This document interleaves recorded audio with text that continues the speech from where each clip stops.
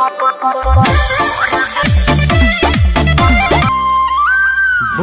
राधा बोल तूने ये।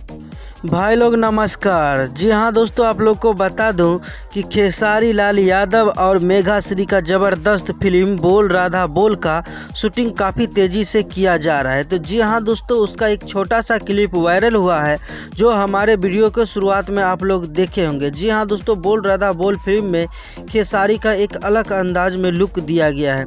तो फाइनली इस फिल्म का जो ट्रेलर है बहुत जल्दी आप लोग के बीच में रिलीज़ किया जा रहा है। जी हाँ दोस्तों, बता दूं खेसारी लाल यादव और मेघा श्री का 2 फिल्म को शूटिंग कर चुका है। जी हाँ दोस्तों, बहुत जल्दी आप लोग को देखने को मिलेगा बड़े पर्दे यानी सिनेमा हॉल में बहुत जल्दी देखने को मिलेगा खेसारी लाल यादव और मेघा श्री का फिल्म।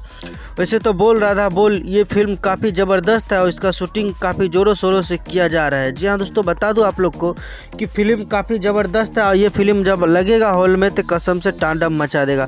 वैसे तो खेसारी लाल यादव जी का जो भी फिल्म आता है मार्केट में तहलका मचा देता है, लेकिन मेघा श्री के साथ एक अलग अंदाज में देखने को मिलेगा खेसारी लाल यादव जी का फिल्म।